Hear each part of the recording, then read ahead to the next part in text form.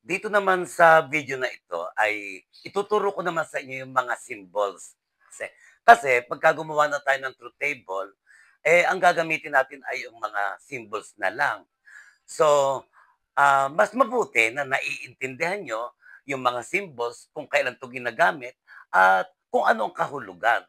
So, dito, okay, pag-aaralan natin yung mga logic connectives. Okay, yung mga connectives natin, yung sinasabi ko sa inyo na yung not, and, or, if, then, at saka yung if and only if.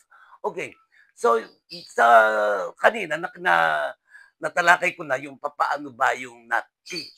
Okay, so lagi niyong tatandaan sa not P, let's say this is our statement, the shape has three sides. Okay, so ibig sabihin, ang not P, yung kontra dito.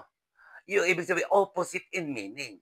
So ang opposite dyan ay the shape has no three sides. Dito naman, it is a triangle. So ang kanya namang not P, not Q, doon ay yung it it is not a triangle. Parang gano'n. Okay, medyo mag-iingat lang kayo dito kasi hindi porke gumamit ng not, ayun na yung ating not P.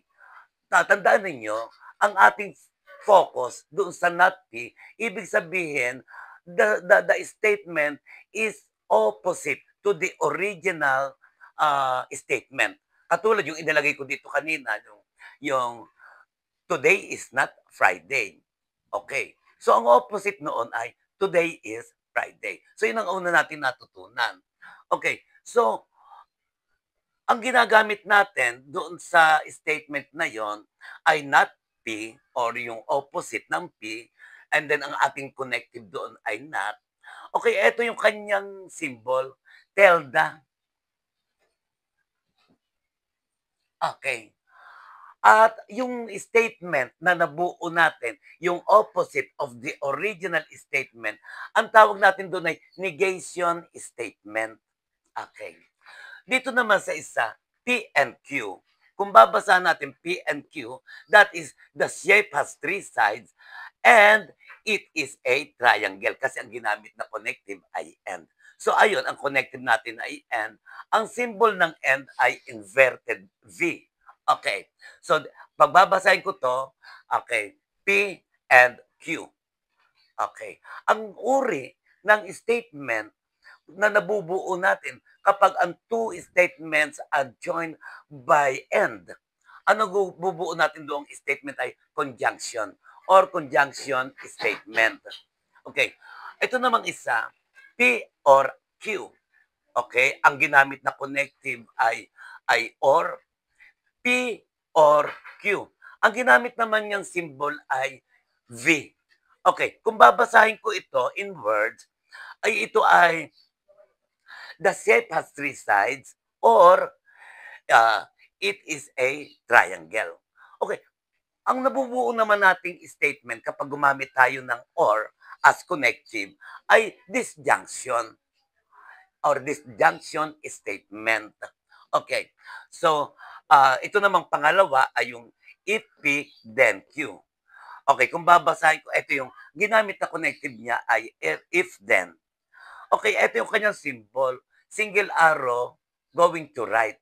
Okay, ibig sabihin yung P papunta kay Q. Okay. So ito ay, ang tawag natin naman dito ay conditional.